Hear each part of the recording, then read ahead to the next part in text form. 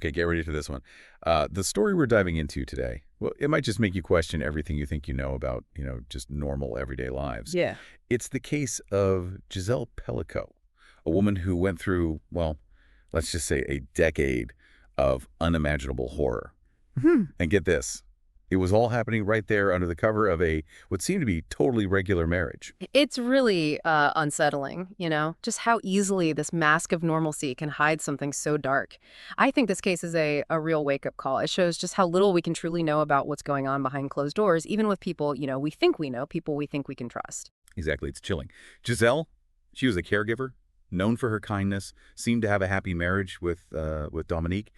And at first, I mean, you look at him, he seems stable, charming. But this life, this picture-perfect life, well, it took a really, really dark turn. Dominique, he started drugging Giselle, rendering her unconscious. And then he'd invite men into their home to assault her.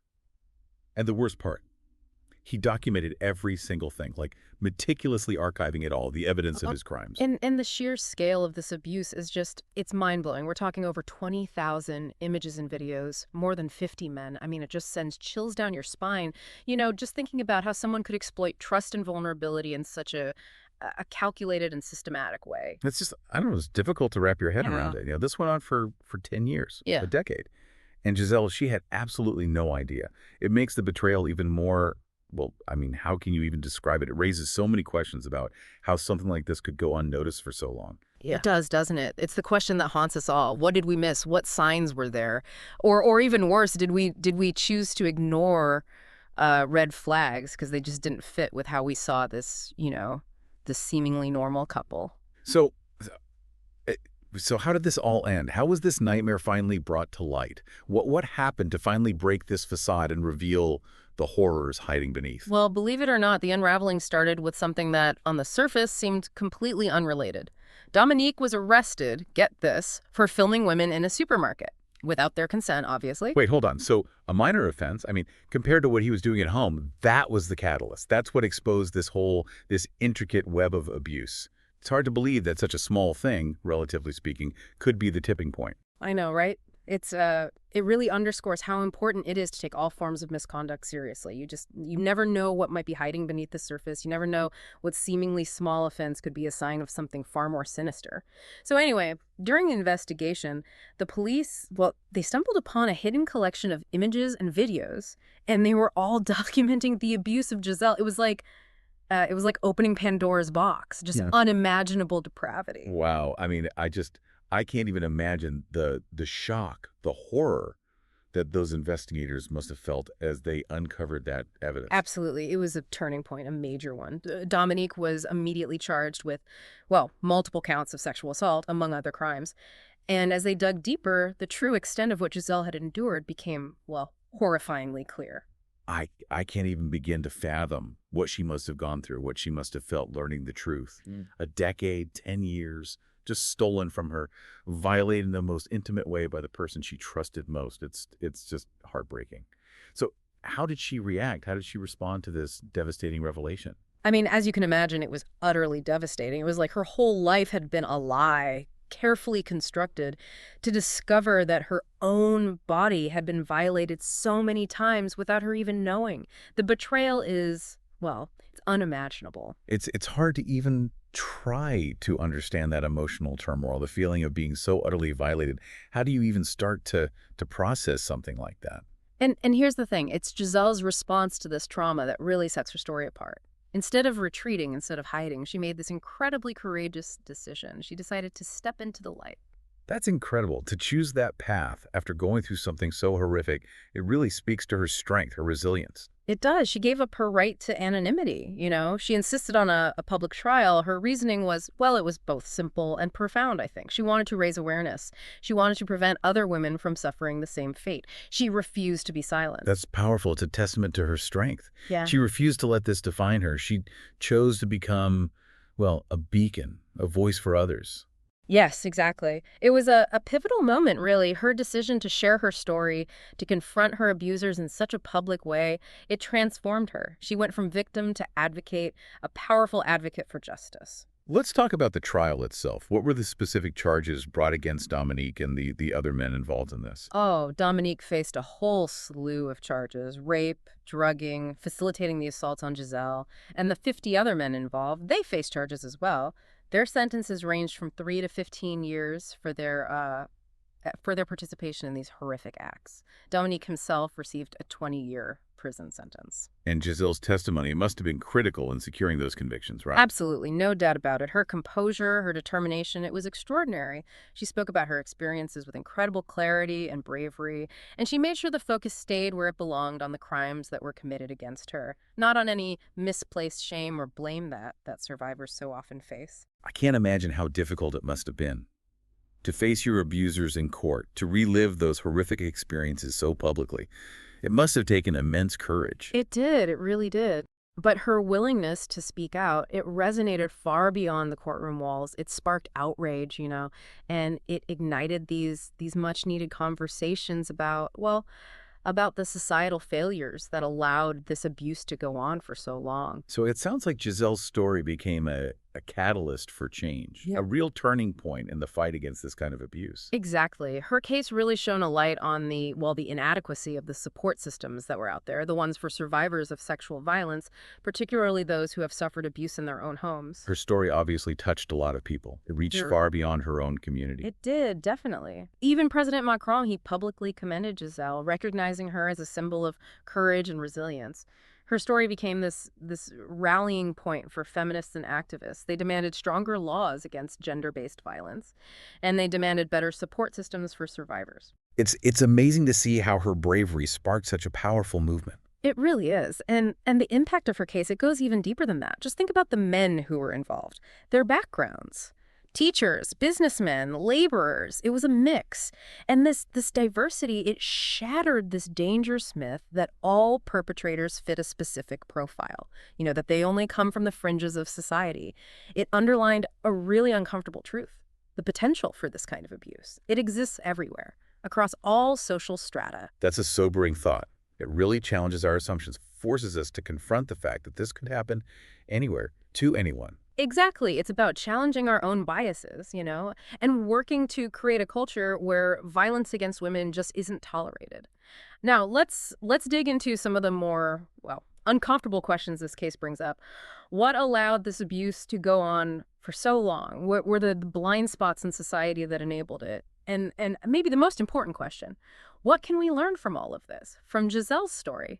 What can we do to prevent something like this from happening again, to prevent similar tragedies? Those are definitely some crucial questions that we need to talk about, that we need to address. It's just mind-boggling. This wasn't just some random act of violence. It was methodical, like a calculated system of abuse. And Dominique orchestrated this whole thing over years. It's chilling, to think about how much planning went into it, how premeditated it all was. I agree. It is the drugs to incapacitate Giselle, Right. the meticulous documentation, the sheer number of men involved. It all points to a very disturbing level of control Mm. and manipulation. It makes you think, how could someone keep up that facade for so long? How did he manage to manipulate not only his victim, but an entire community? Like he blinded them to the darkness that was right there under the surface. That's the really interesting part, isn't it? And unsettling, too, of course.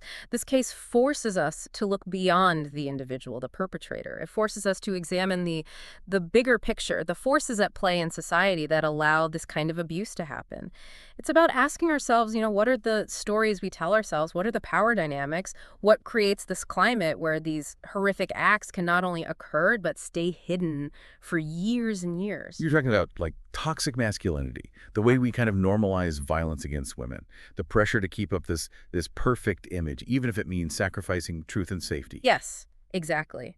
These are the beliefs, often unspoken, that are so deeply ingrained in our culture. They can create a breeding ground for abuse. It's about power and control, and how society, often without even realizing it, perpetuates these dynamics that are so harmful. Giselle's decision to speak out, to break that silence, it feels even more significant now. She wasn't just fighting for herself, for her own justice. She was challenging these deeply embedded societal norms. She was, absolutely. Her courage to break the silence, to speak her truth, it was a turning point.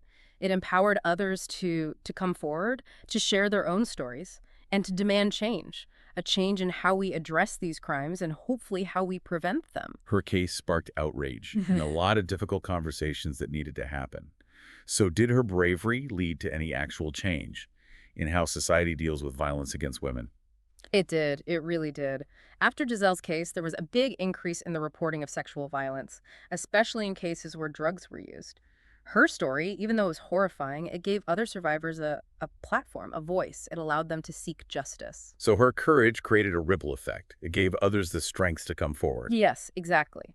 And on a more concrete level, there were some legal reforms too, and policy changes, directly because of her case. Like what? What kind of changes? Well, France, they introduced new legislation specifically to address revenge porn because they recognize how devastating it can be, to have intimate images shared without consent. This was a direct response to, well, to the tactics Dominique used and the other perpetrators. That's a huge step forward, but laws alone aren't enough, right, to tackle a problem that's so deeply rooted in our society. You're absolutely right. Laws are important, of course, but real change requires a shift in attitudes in our culture. We have to dismantle those biases we talked about earlier, the ones that are so deeply ingrained. So it's about education then, Mm. about challenging those stereotypes, teaching kids from a young age about healthy relationships, respect, consent, Yes, that's it. We have to start early. We have to teach kids about healthy relationships, about boundaries, about consent, and how important it is in all aspects of life. and about creating an environment where victims feel safe, where they can come forward and know they'll be believed, that they'll get support without being judged. Exactly. We need strong support systems. Counseling, legal aid, all those resources, they have to be accessible and effective so survivors can heal and rebuild their lives. Giselle's story, it's a reminder, isn't it?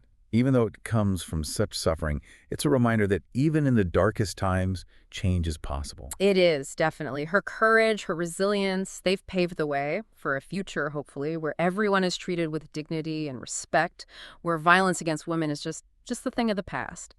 But we have to look at what this means for all of us. If this could happen in what seemed like a normal community, what does it say about how we see things? What can we do, each of us, to be more aware, more proactive, so we can prevent these kinds of tragedies from happening? It's really something, isn't it? It's the way this one woman's story, it resonated with so many people, had such a big impact. I mean, it's a harsh reminder that these issues, they're real, and we can't just pretend they don't exist. We have to face them head on. Yeah, and what's really interesting to me is how Giselle's case, it touched so many different parts of society. It wasn't just about changing laws or policies. It went way beyond that.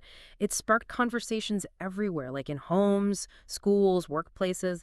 It was everywhere you looked. Right. It forced people to, I don't know, to confront some really uncomfortable truths about the world, about the people around them. It Yeah. made them rethink what they thought they knew about gender roles, power dynamics, even the whole idea of consent. Yeah, exactly. It really challenged those deep-seated stereotypes about who commits these kinds of crimes. I mean, think about it. The men involved in Giselle's case, they came from all walks of life, right? Yeah. Teachers, businessmen, laborers. It totally shattered that myth that perpetrators fit a certain profile. That's a scary thought, really. It just drives home the point that abuse can happen anywhere, to anyone. It doesn't matter what your social status is or how things look on the surface. It could be happening right next door, and we might not even have a clue. That's why it's so important to talk about this stuff openly and honestly, to challenge those harmful stereotypes and create a culture where we hold each other accountable, where we don't shy away from tough conversations. So if this could happen in what seemed like a totally ordinary community, what can we do to be more aware, to be more proactive? What can we actually do to prevent something like this from happening again? Well, that's the million-dollar question, isn't it? Where do we even start? I think a big part of it is education. We have to teach our kids about healthy relationships, about consent, about respecting everyone, regardless of gender. It's about instilling these values from a young age. And about creating a space where victims feel safe to come forward, a space where they know they'll be believed and supported no matter what. We have to make sure survivors have access to the resources they need, the help they need to heal and move on with their lives. Absolutely. We need support systems that are strong and effective. Counseling, legal aid, all of that, it has to be available. And it can't just be about punishing the people who did wrong. It's also about empowering survivors, giving them the tools they need to take back their lives. And in the end, I guess it's about holding perpetrators accountable, no matter who they are or what position they hold in society. Justice has to be served. It sends a message that violence against women is not okay. It will not be tolerated. Giselle's story, it's a powerful reminder of how resilient the human spirit can be. I mean, she went through a decade of just unimaginable trauma, but she still found the strength to come forward, to demand justice, to start a movement for change. It shows us that even when things seem incredibly dark, there's still hope, there's still a possibility for healing. Her legacy is one of courage, of resilience, of never giving up. It's a call to action for all of us to create a world where violence and abuse don't exist, a world where everyone can live with dignity and respect. And remember, change starts with each and every one of us. It starts with being willing to have those tough conversations, to challenge our own biases, to be aware of what's happening in our own communities. It starts with believing survivors and supporting them on their path to healing. Let's honor Giselle's story by working together, by doing everything we can to create a world that's safer and more just for everyone. If you enjoyed this video and want to dive deeper into more cases like this one, make sure to subscribe to our channel. Don't forget to like the video if you found the story compelling, and share it with your friends and family who might be interested in true crime and mysteries. By subscribing, you'll stay up to date with all our latest content and join a growing community of curious minds exploring the most fascinating cases. Click the notification bell so you never miss an upload. Your support means everything.